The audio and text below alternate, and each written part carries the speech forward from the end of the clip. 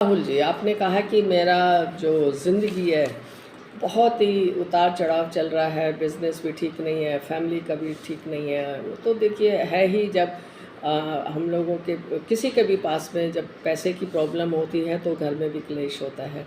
तो इसका मतलब ये नहीं कि आप अपनी ज़िम्मेदारियों से दूर चले जाएँ, आप कहीं और चले जाएँ। आपने इतनी सैड बातें कही हैं, ऐसा नहीं करना है। आपको कोई गलत स्टेप नहीं उठाना है। आपने आपका मंगल और राहु बिल्कुल भी ठीक नहीं है, इसी वजह से आपके दिमाग में इतनी परेशानियां आ रही हैं।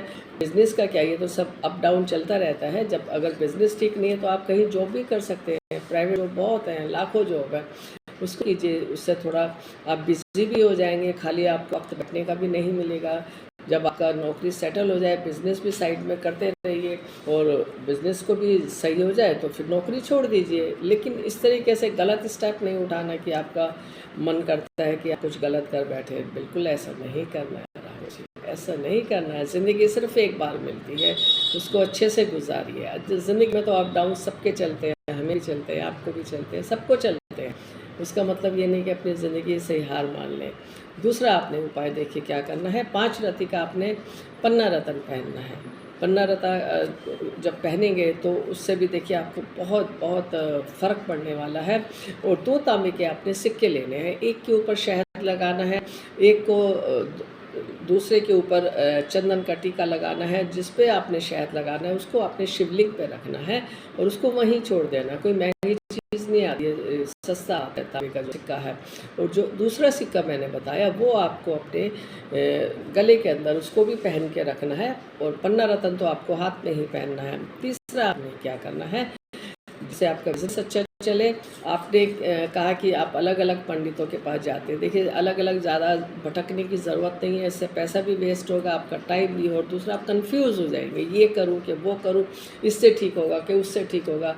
आप एक जगह से जाइए, कहीं भी किसी से भी पूछिए, एक से पूछिए, जिससे एक जगह टिक के आप सेटिस्फाइड होके उसके ऊपर आप उसको फॉलो करें और आपके काम भी बने। और अलग अलग आप करेंगे तो ना ये काम बन पाएगा ना वो काम बन पाएगा। तो अब और दूसरा, महालक्ष्मी की आपने पूजा ज़रूर करनी है। जहाँ पर आप काम करते हैं, चाहे आपका घर का मंदिर है, वहाँ एक श्री यंत्र स्फटिक का ला के ज़रूर रखना है। उनकी पूजा करनी शुक्रवार को, उनको गंगा जल से धो के उनके ऊपर आपने इत्र ज़रूर लगाना है, और इत्र भी गुलाब का लगाना है।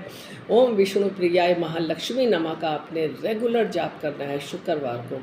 और शुक्रवार को छोटे बच्चों को या तो आप बिस्किट दे सकती है या टॉफ़ी दे सकते हैं, कुछ भी जो आप अफोर्ड कर सकते हैं। मैं कोई बड़ी चीज़ नहीं कह रही कि आप घर में बहुत सारा खीर बनाइए और बांटिए, भंडारा कीजिए।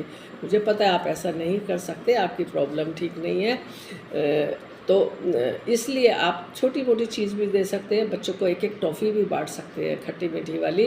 तो ज़रूर आपको देखिए ये काम करने से आपको फ़ायदा मिलेगा। और रोज़ाना सुबह उठ के नहाने के बाद गंगा जल अपने घर के बाहर, या तो आप या आपके जो माँ हैं, सुबह सबसे पहले घर की दहलीज के ऊपर उसको आपने छिड़कना है। वहाँ भी देखिए वहाँ से लक्ष्मी जी का आगमन होता है। और घर को बिल्कुल साफ़ सुथरा रखना है। दिमाग से आप अपने टेंशन हटाइए, बिल्कुल एक पॉजिटिव होके चलिए। ज़्यादा कोई प्रॉब्लम है तो मुझसे लाइव बात कीजिए, मैं आपको फिर समझाती हूँ। आपकी मदर है, उनको भी मैं बात करना चाहूँगी कि वो भी आपको समझाएं। और रात को सोने से पहले आपने ओम चंद्रमसे नमः का जाप ज़रूर करना है। खाना खाने के बाद, हाथ मुंह धोने के बाद, फ्रेश होकर सोने से पहले बस एक बार ऐसा करें, जिससे कि आपके जो दिमागी टेंशन है वो भी दूर होगी। और अपने सिरहाने एक गिलास जल भर के रखना है।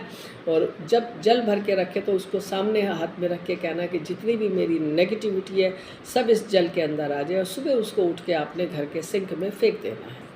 ये छोटे छोटे उपाय कीजिए, आप देखना आपकी लाइफ में बदलाव आएगा। मुझे ज़रूर कमेंट्स करके बताइए या व्हाट्सएप पे बताइए, लेकिन हिम्मत नहीं हारिएगा। All the best.